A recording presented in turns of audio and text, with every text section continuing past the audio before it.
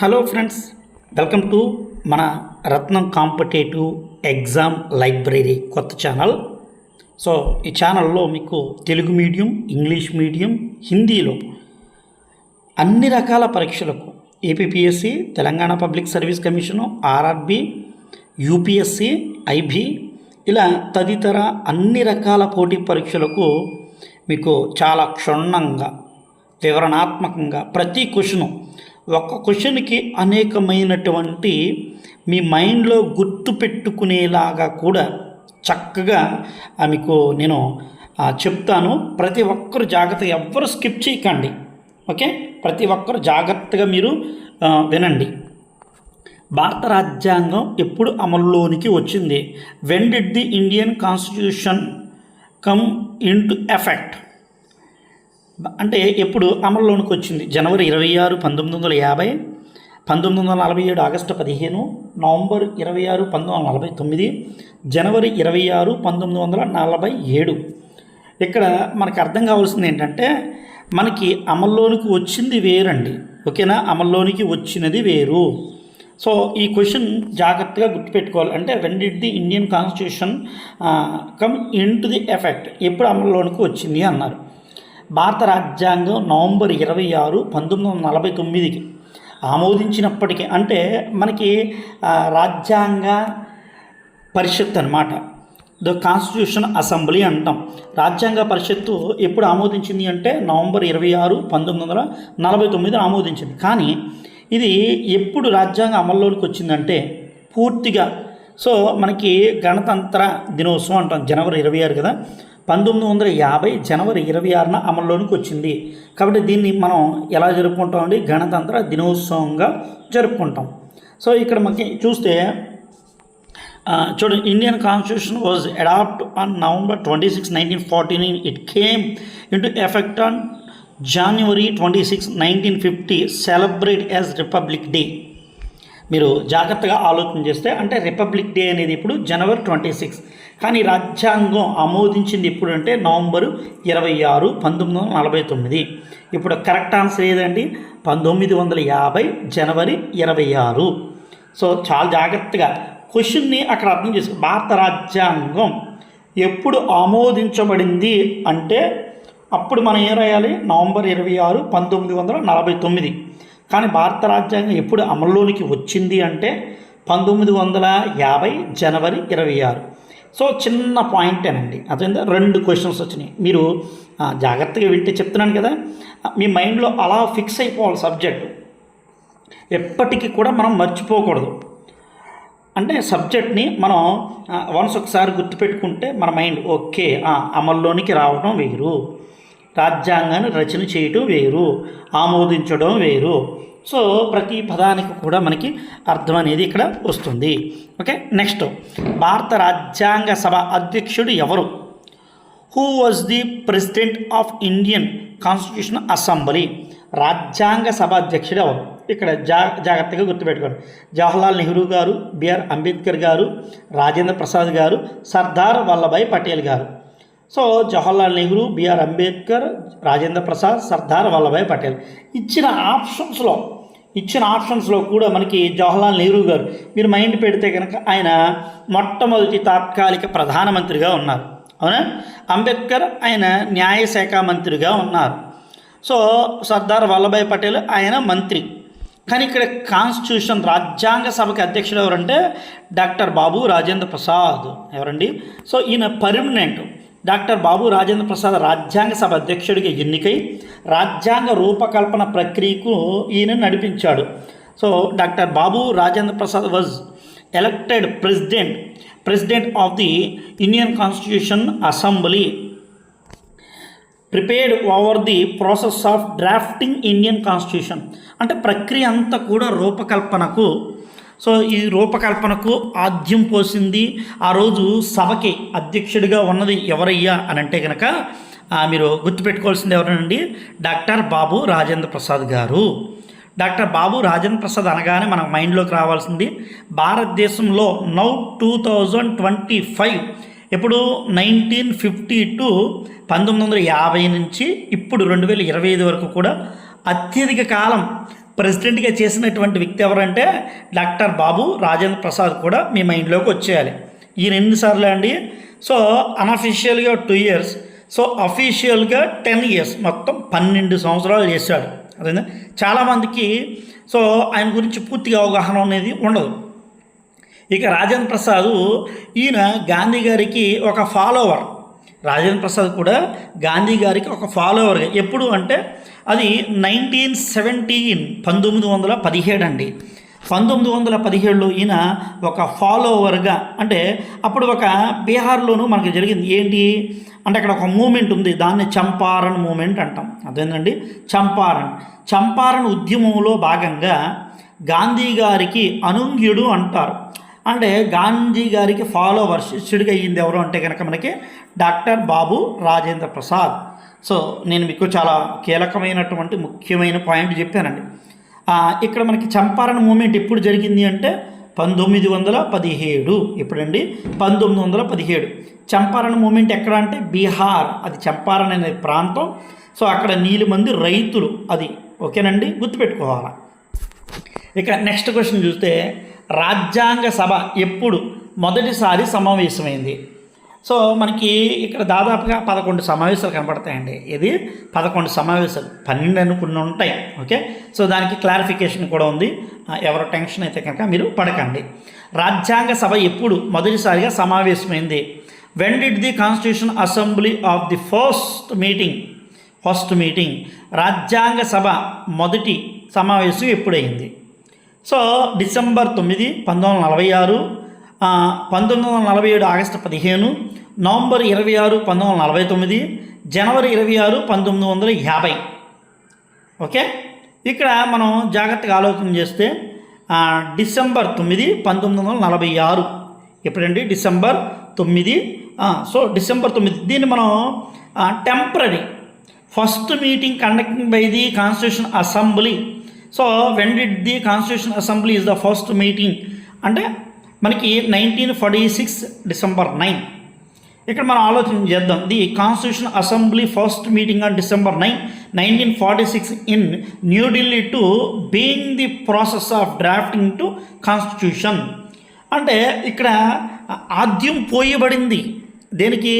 రాజ్యాంగానికి ఈ ఢిల్లీలోనే ఆద్యం పోయబడింది అన్నది మనం చాలా జాగ్రత్తగా మనం గుర్తుపెట్టుకోవాలి. అంటే రాజ్యాంగ సభ మొదటిసారిగా 1946 డిసెంబర్ 9న న్యూఢిల్లీలో సమావేశమైనప్పుడు, ఎక్కడండి? New Delhi.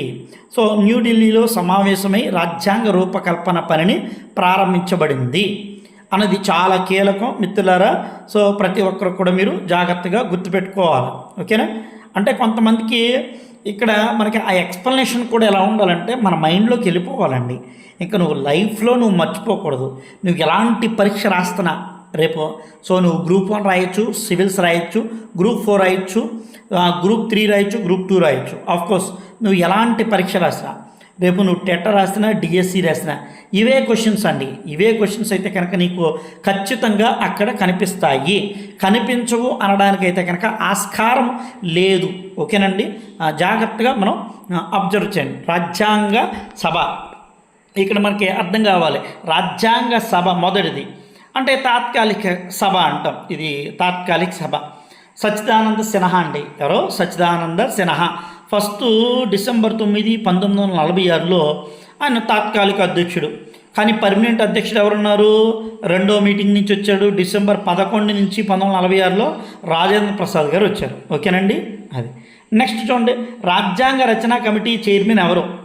Who was the chairman of drafting committee of Indian constitution?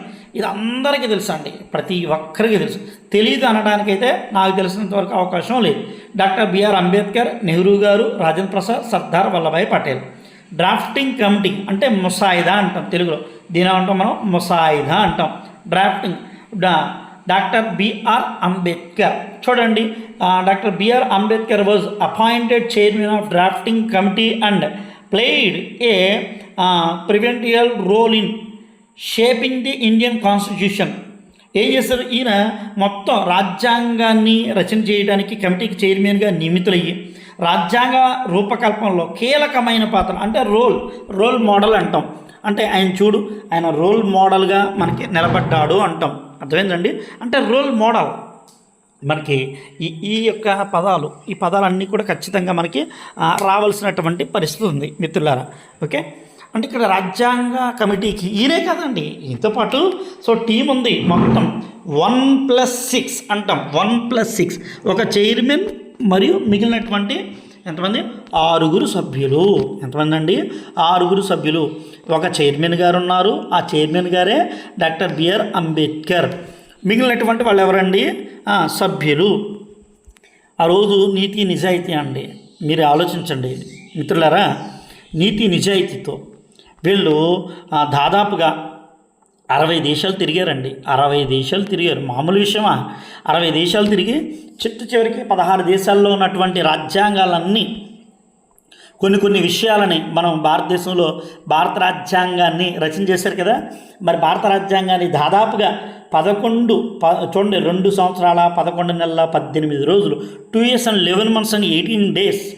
Indian constitution written by 2 years 2 సంవత్సరాల 11 నెలల 18 రోజులు. దీనికి అంత సమయం తీసుకుని మరి రాయడం అంటే మామూలు విషయం కాదు. పైగా 60 దేశాలు తిరిగారు, చివరిగా 16 దేశాలు సేకరించారు. అందులో వీళ్ళకి ఆ రోజు మొత్తం ఈ రాజ్యాంగాన్ని రచన చేయడానికి రియాలిటీగా అయిన ఖర్చు ఏంటంటే 64 లక్షలు, అంటే దగ్గరగా ఉంటుంది 63.5 లక్షలు, 64 లక్షలు అండి. అర్థమైందా? తర్వాత చూడండి, భారత రాజ్యాంగం రూపొందించడానికి ఎన్ని సమావేశాలు జరిగాయి. ఇది చాలా చాలా కీలకం అండి, చాలా ఇంపార్టెంట్. 7, 11, 15, 20. ఓకే, ఎన్ని సమావేశాలండి? 11. రాజ్యాంగ సభ 1946 గుర్తుపెట్టుకోండి. రాజ్యాంగ సభ 1946, 1949 వరకు 11 సమావేశాలు నిర్వహించి రాజ్యాంగ రూపకల్పనను పూర్తి చేసింది.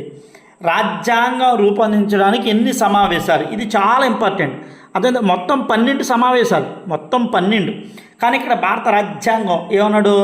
How many sessions did the constitution assembly hold to draft the Indian constitution. అంటే రాజ్యాంగాన్ని రచన చేయడానికి ఎన్ని సమావేశాలు? భారత రాజ్యాంగాన్ని 11.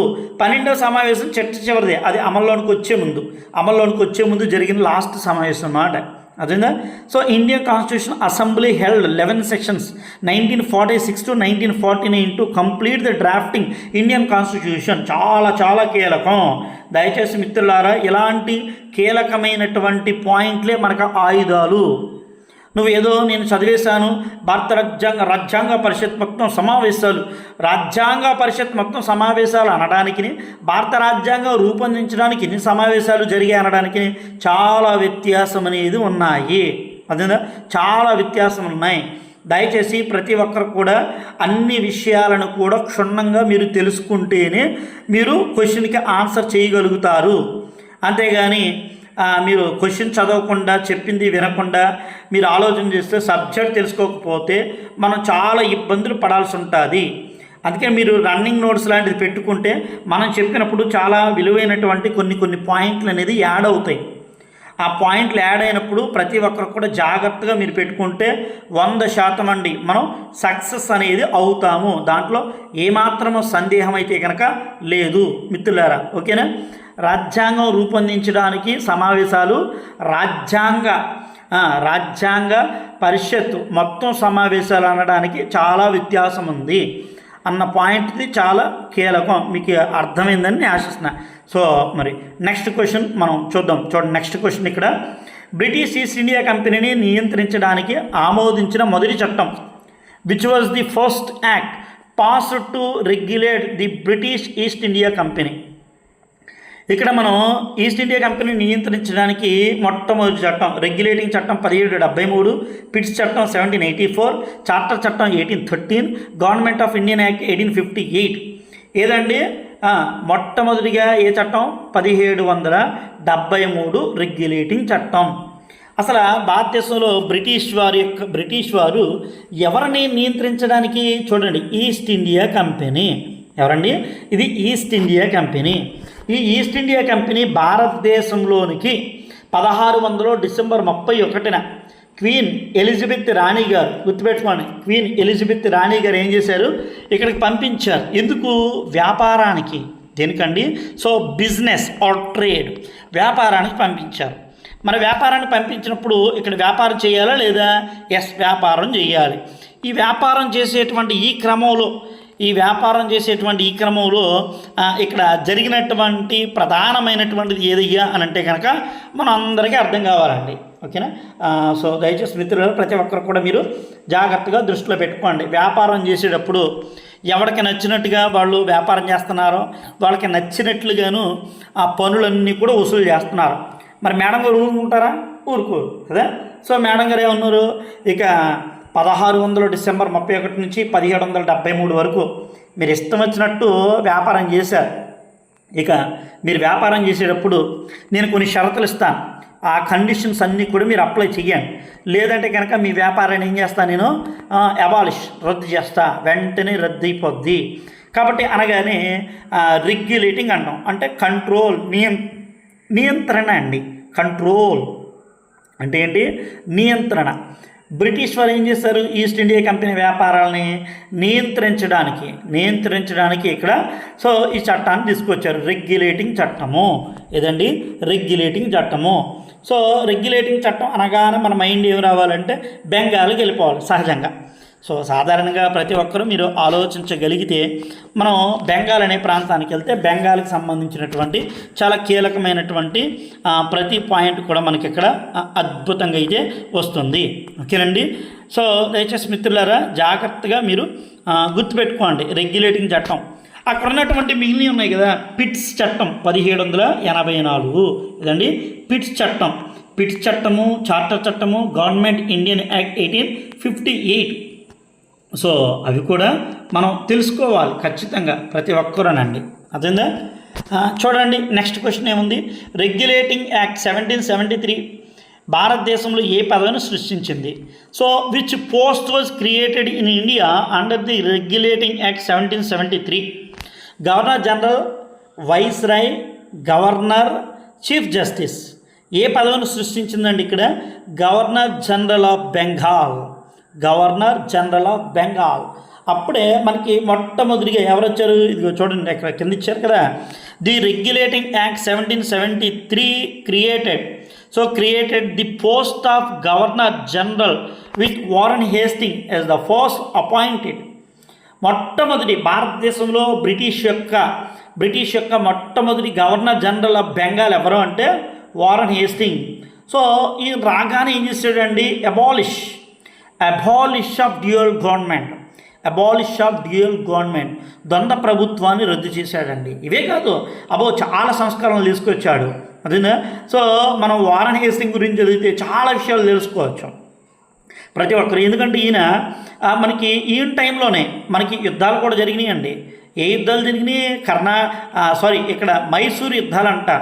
మైసూర్ అనగానే మనకి మన మైండ్లో మైసూర్ టైగర్ అనగానే మన మైండ్లోకి రావాలి. ఎవరు రావాలి? మైసూర్ పులి. ఎవరండి? మైసూర్ పులి అనగానే మన మైండ్లోకి వచ్చేయాల్సినటువంటి మొట్టమొదటి వ్యక్తి మైసూర్ పులి ఎవరు? టిప్పు సుల్తాన్. చాలామందికి రావాలి, ప్రతిదీ కూడా మనకి రావాలి. అలా వస్తేనే మనం సబ్జెక్ట్లో నిష్ఠాత్ములం అవుతామండి. లేకపోతే కనుక మనం ఎంత చదివినా కానీ సబ్జెక్ట్ అనేది మనకి రాదు. అర్థందా? మనం ఎంత చదివినా కానీ సబ్జెక్ట్ అనేది రాదు. కాబట్టి ప్రతి ఒక్కరు కూడా సబ్జెక్ట్లో నిష్ఠాత్ములు అవ్వాలి అంటే ప్రతి పాయింట్ కూడా నీవు నేర్చుకోవలసిందే. ఓకేనండి. అది మనకి చూడండి ఇక్కడ ఏమన్నాడు, 1773. ఈ వారన్ హేస్టింగేనండి. ఆల్రెడీ ఈయనకి కింద అనుబంధంగా అయితే మద్రాసులోను బొంబాయిలో కూడా ఎవరున్నారు? మద్రాసు, బొంబాయిలో గవర్నర్లు ఉన్నారు, కానీ అధీనులుగా ఉన్నారు. సో కాబట్టి ఈ చట్టాన్ని మనం ఏమంటామంటే Indian consolidate act of India అంటాం. కన్సాలిడేట్ యాక్ట్ ఆఫ్ ఇండియా అని కూడా మనం చాలా స్పష్టంగా పిలుస్తాం. అంటే ఏకీకృత పాలనాపరమైనటువంటి చట్టం అండి. చాలా చాలా ఇంపార్టెంట్ అండి, చాలా ఇంపార్టెంట్ మిత్రులారా. Okay, consolidate act of India, ఏకీకృత పాలనా చట్టము అని కూడా మనం ఈ చట్టాన్ని పిలుస్తాము. ఓకే. సో నెక్స్ట్ తర్వాత మనం చూస్తే ఇక్కడ చాలా స్పష్టంగా చూడండి, పిట్స్ యాక్ట్ 1784, పిట్స్ యాక్ట్ 1784 ఏ విషయంలో ముఖ్యమైన మార్పులు చేస్తుంది? 1784 మార్పులు చేస్తుంది. ఎక్కడ వాట్ సిగ్నేచర్, ఇక్కడ చూడండి, what significant change was the introduced by Pitt's Act 1784, Pitt's Act 1784. ఇక్కడ మనం చూడండి, గవర్నర్ జనరల్ అధికారాలు పెంచడం, బోర్డ్ ఆఫ్ కంట్రోల్ స్థాపన, దివానీ హక్కులు మంజూరు, సైనిక సంస్కరణలు. అంటే increase power of governor general, establishment board of control. So ఏంటిది బోర్డ్ ఆఫ్ కంట్రోల్ 1784 చాలా చాలా ఇంపార్టెంటు. సో మిత్రులారా ఇది చాలా చాలా ఇంపార్టెంటు. ఓకే, అది తర్వాత చూడండి, చార్టర్ యాక్ట్ 1813 ఏ విషయంలో ముఖ్యమైనది? So what was the significance of the Charter Act 1813? గుప్తాధిపత్యము, జనరల్ గవర్నర్ పదవి సృష్టి, రాజ్యాంగ సభ స్థాపన, దివానీ హక్కుల మంజూరు. చూడండి, end of trade monopoly, creation of governor general post, establishment of constitution assembly, grant of diwani rights. ఏదండి ఇక్కడ 1813, 1813 ఈస్ట్ ఇండియా కంపెనీ యొక్క వాణిజ్య గుప్తాధిపత్యాన్ని ముగించి ఇతర బ్రిటిష్ వ్యాపారులకు వాణిజ్య అవకాశాలను కల్పించింది. అంటే చాలా చాలా చాలా చాలా ఇంపార్టెంట్ అండి, అర్థమైందా? సో చాలా ఇంపార్టెంట్ మిత్రులారా, గుర్తుపెట్టుకోండి. ఓకే, మీకు చాలా ప్రతీది కూడా ఇంత క్లియర్గా నేను మీకు చెబుతూ ఉన్నాను.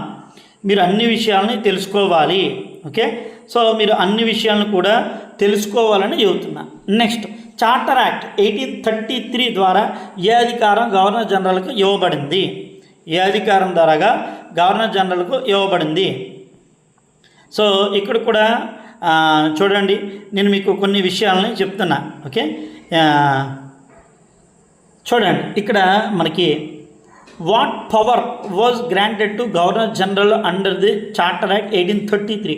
శాసనసభ నియంత్రణ, ఆదాయ సేకరణ, సైనిక నియంత్రణ, విద్యా సంస్కరణలు. చాలా చాలా ఇంపార్టెంట్ అండి. శాసనసభ నియంత్రణ, లెజిస్లేటివ్ కంట్రోల్. 1833 గవర్నర్ జనరల్కు భారతదేశం మొత్తం శాసన అధికారాలను ఇచ్చింది. దీంతో ఏకీకృత పాలన ప్రారంభమైనది.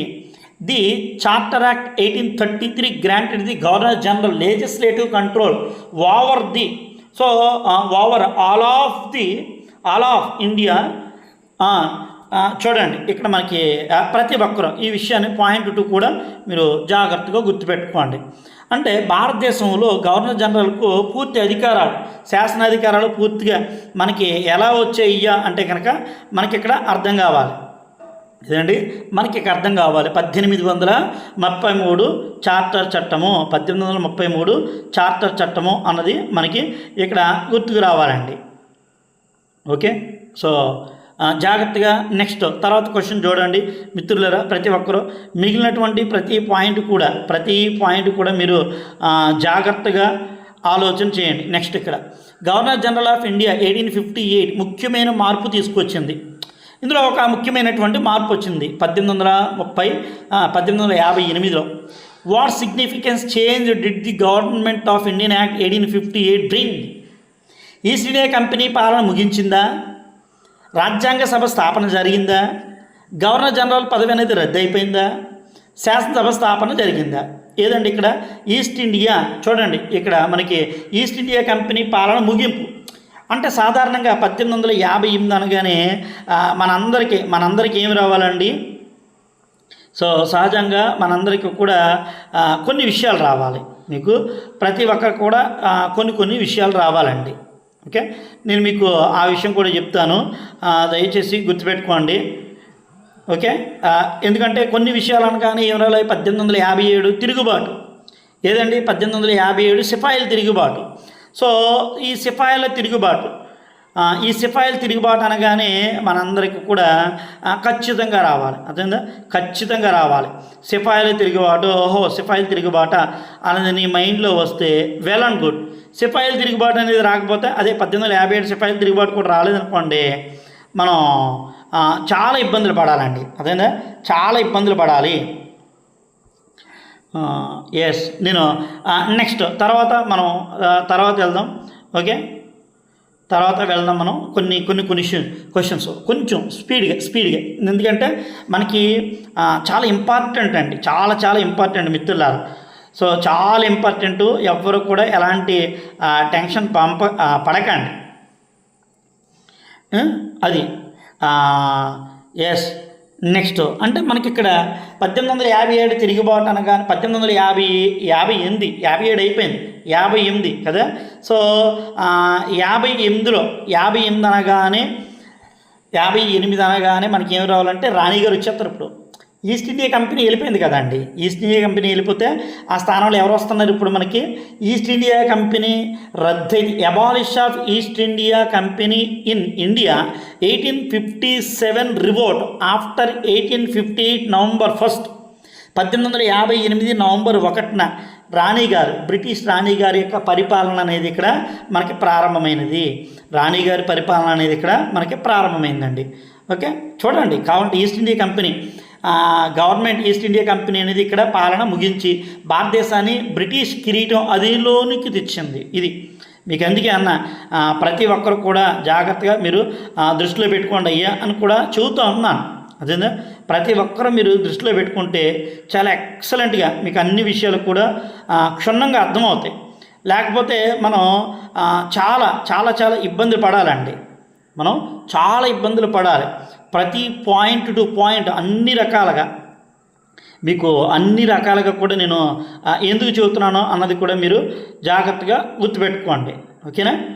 Next, government of Indian act 1858 ప్రకారం ఏ పదవి సృష్టించబడింది? Governor general which post was created under the government of Indian act 1858? Governor general, వైస్రేయా, సెక్రటరీ ఆఫ్ ది స్టేటా, చీఫ్ జస్టిసా? ఏ పదవి అండి? గుర్తుపెట్టుకోండి, 1858 ప్రకారం సెక్రటరీ ఆఫ్ ది స్టేట్. చాలామంది వైస్రాయ్, వైస్రాయ్ కూడా ఉంది, వైస్రాయ్ లేదు అనడానికి ఏమీ లేదట. అదేందా, వైస్రాయ్ కూడా ఉంది. ఇక్కడ మనకి ఏ పదవి అండి? ఇక్కడ వచ్చింది సెక్రటరీ ఆఫ్ ది స్టేట్. ఈ సెక్రటరీ ఆఫ్ ది స్టేట్ భారతదేశంలో ఈ చట్టం ప్రకారం ఏంటంటే భారత వ్యవహారాల పర్యవేక్షణ కోసం బ్రిటన్లో సెక్రటరీ ఆఫ్ ది స్టేట్ సృష్టించబడింది. ఆయనే మొట్టమొదటి భారత రాజ్య కార్యదర్శి అంటాం. ఎవరండి? భారత రాజ్య కార్యదర్శి అంటాం. అలా భారతదేశంలో మొట్టమొదటి భారత రాజ్య కార్యదర్శి ఎవరయ్యా? భారత రాజ్య కార్యదర్శి మొట్టమొదటిగా మనకి ఎవరు అంటే గుర్తుపెట్టుకోండి, మొట్టమొదటి చార్లెస్ వుడ్ అండి. ఎవరు? Charles wood is the first secretary of the state. భారతదేశంలో మొట్టమొదటి రాజ్య కార్యదర్శి అన్నాం. ఎవరండి? రాజ్య కార్యదర్శి ఎవరు అంటే సెక్రటరీ ఆఫ్ ది స్టేట్ అనేది మనం గుర్తుపెట్టుకోవాలి ప్రతి ఒక్కరూ కూడా. నెక్స్ట్ తర్వాతగా మనం చూస్తే, ఎందుకంటే సెక్రటరీ ఆఫ్ ది స్టేట్ నేను మీకు ఈ విషయం కూడా ఎందుకు చెప్తున్నానంటే మిత్రులారా, మీకు ఈ విషయం కూడా ఎందుకు చెప్తున్నానంటే మనందరికీ చాలా కీలకమైనటువంటి పాయింట్ అండి. చాలా కీలకమైనటువంటి పాయింట్ అనమాట. నంబర్ ఆఫ్ టైమ్స్ ఎగ్జామ్స్లో అడిగారు. అదేంటో నంబర్ ఆఫ్ టైమ్స్ అడగడం జరిగింది. ఇక ఇండియన్ కౌన్సిల్ యాక్ట్ 1861 అండి. ఓకేనా. సో 1861 ఏ విషయంలో ముఖ్యమైనది? What was the significance of the Indian council act 1861? శాసనసభలో భారతీయుల భాగస్వామ్యం, గవర్నర్ జనరల్ అధికారాలు పెంచడం, దివానీ హక్కుల రద్దు, విద్యా సంస్కరణలు. ఓకే. సో ఇక్కడ మనకి చాలా జాగ్రత్తగా చూడండి, చాలా జాగ్రత్తగా మనకి శాసనసభలో భారతీయుల భాగస్వామ్యం, ఇండియన్ పార్టిసిపేషన్ లెజిస్లేచర్స్ అంటే భాగస్వామ్యులు అంటాం. భాగస్వాములుగా మనం అవడం జరిగింది. ఏదండి? మనం భాగస్వాములుగా అవడం జరిగింది. ఇండియన్ కౌన్సిల్ యాక్ట్ 1861 చాలా ఇంపార్టెంట్ అండి. ఎందుకంటే ఈ చట్టం ప్రకారమే మనకి 1859. ఓకే. సో 1859, 1860, 1861 మనకి civil procedure code, criminal procedure code, Indian penal code అంటాం. అదేందా? సో ఇండియన్ పీనల్ కోడ్ అనేది ఇక్కడ ఖచ్చితంగా అయితే కనుక ఉంది. ఇక్కడ మనకి అవి చాలా ఇంపార్టెంట్. ఈ మధ్యలో అయితే కనుక ఐపీసీ చేంజ్ అయిందిగా. ఐపీసీ ఇండియన్ పీనల్ కోడ్ ఏమైంది, కాస్త ఇండియన్ పీనల్ కోడ్ కాస్త చేంజ్ అయిపోయింది. ఎలా చేంజ్ అయిందండి అంటే మనకి బిఎన్ఎస్ అంటామండి. అదేందా బిఎన్ఎస్ అంటాం. ఇది చాలా జాగ్రత్తగా గుర్తుపెట్టుకోవాలా. అదేందా సో చాలా జాగ్రత్తగా గుర్తుపెట్టుకోవాలి. బిఎన్ఎస్ భారత న్యాయ సంహిత, భారతీయ న్యాయ సంహిత అంటాం. బిఎన్ఎస్గా మార్పు చెందడం జరిగింది. అది సో మిత్రులారా, అలాగే ప్రతి ఒక్కరు కూడా మీరు ఆలోచన చేయండి. ఇంకా నెక్స్ట్ మనం చూస్తుంటే ఇక్కడ మరి కొన్ని కీలకమైనటువంటి విషయాలు ఉన్నాయండి. ఇక్కడ మనకి ఇంకా కొన్ని కీలకమైనటువంటి విషయాలు ఉన్నాయి. క్వశ్చన్స్ చూడండి. ఇండియన్ కౌన్సిల్ యాక్ట్ 1892 1892 ద్వారా ఏ సంస్కరణ జరిగింది? What reforms was the introduced by the Indian council act 1892? ఎన్నికల విధానం ప్రవేశపెట్టడం, గవర్నర్ జనరల్ పదవి రద్దు, దివానీ హక్కుల మంజూరు, సైనిక సంస్కరణలు. Introduce of election system, abolish of governor general post, grant of diwani rights, military reforms. అంటే ఇక్కడ ఎన్నికల విధానం ప్రవేశపెట్టడం ఏదండి? ఎన్నికల ఇంట్రడక్షన్ ఆఫ్ ఎలక్షన్ సిస్టమ్ అండి. ఇక్కడ మనం జాగ్రత్తగా ఆలోచన చేస్తే ఈ యాక్ట్ శాసనసభలో పరోక్ష ఎన్నికల విధానాన్ని ప్రవేశపెట్టి భారతీయుల ప్రాతినిధ్యాన్ని పెంచింది. సో చూడండి, the Indian council act 1892 introduce and indirect election system increasing Indian representation of legislature. మనకి ఇక్కడ జరిగినటువంటి చిత్ర విచిత్రాలు ఏంటంటే మన వాళ్ళు ఏం చేశారండి, ఇండైరెక్ట్గా మనం చూడండి, ఇండైరెక్ట్గా పరోక్షంగా కూడా మనం పాల్గొనడం, ఎలక్షన్స్లో మనం పరోక్షంగా కూడా పాల్గొనడం జరిగింది. సో మిత్రులారా, చాలా జాగ్రత్తగా మీరు గుర్తుపెట్టుకోండి. నెక్స్ట్, మౌంట్ బాటన్ ప్లాన్ చాలా ఇంపార్టెంట్ అండి, చాలా ఇంపార్టెంట్. ఇది in which year was the Mountbatten plan announced? 1946, 1947, 1948, 1949, 1947 అండి. అదేందా సో మౌంట్ బాటన్, బాటన్ పథకము అంటాం. చాలా జాగ్రత్తగా మనం ఇది గుర్తుపెట్టుకోవాలి. బాటన్ పథకము అంటాం. బాటన్ పథకం 1947 జూన్ 3 మౌంట్ బాటన్ పథకము 1947. ఇది భారతదేశ విభజన మరియు స్వాతంత్రానికి దారితీసింది. చాలా the Mountbatten plan was announced June 3, 1947 leading to the separate participation of the independence of in India. మనకి భారతదేశము మరియు పాకిస్తాన్ విడిపోవడానికి ప్రధానమైనటువంటి పాత్రధారిగా ఉన్నటువంటి పథకం ఏదయ్యా ఉంది అంటే మౌంట్ బాటన్ పథకము. ఏదండి? మౌంట్ బాటన్ పథకము. చాలా కీలకమైనటువంటి ఇది క్వశ్చను. ఓకే, ప్రతి ఒక్కరు గుర్తుపెట్టుకోవాలి. మౌంట్ బాటన్ ఎవరు అంటే భారతదేశానికి బ్రిటిష్ యొక్క చిట్ట చివరి గవర్నర్ జనరల్. భారతదేశానికి బ్రిటిష్ యొక్క చిట్ట చివరి గవర్నర్ జనరల్ అండి. సో దయచేసి ప్రతి ఒక్కరు కూడా ఈ యొక్క క్వశ్చన్ మైండ్లో పెట్టుకోండి. అందుకనే మీరు సహజంగా ప్రతి ఒక్కరు ఏం చేయాలంటే మనం చెప్పేటప్పుడు మీరు కొంచెం ఏమీ లేదు, మీరేం చేయాల్సిందంటే మొట్టమొదటిగా సపరేట్గా ఒక నోట్స్ రాసుకోవాలి. సపరేట్గా నోట్స్ పెట్టుకుంటే మీకు మంచి పాయింట్స్ అనేవి చాలా యాడ్ అవుతాయండి. అదేనా? అది నెక్స్ట్ చూడండి, government of Indian act 1919 reforms what reforms were introduce the government of Indian act 1919? ఇక్కడ dyarchy, abolish of governor general post, established of Indian constitution assembly, abolish of diwani rights, ద్వైత పాలన విధానం, గవర్నర్ జనరల్ పదవి రద్దు, రాజ్యాంగ సభ స్థాపన, దివానీ హక్కుల రద్దు. ఇక్కడ డయార్కీ అంటాం. అర్థమైందా? ద్వంద్వ పాలన. డయార్కీ ద్వంద్వ పాలన 1919 ఏం చేశారు? ద్వంద్వ పాలన విధానం అంటే ఏం లేదండి, చాలా సింపుల్. ఇది డయార్కీ అంటే కనుక ప్రవేశపెట్టడం అంటే మాంటైన్ చెమ్స్ఫోర్డ్ సంస్కరణలుగా పిలువబడింది. మాంటైన్ చెమ్స్ఫోర్డ్ సంస్కరణలు, reforms of mountain Chelmsford reforms అంటాం 1919. ఓకే, నెక్స్ట్ తర్వాత మనం ఇక్కడ చూడండి, government of Indian act 1935. So important. What was the significance of Indian government of Indian act 1935? సమైక్య విధానం ప్రవేశపెట్టడం, గవర్నర్ జనరల్ పదవి రద్దు, రాజ్యాంగ సభ స్థాపన, దివానీ హక్కుల మంజూరు.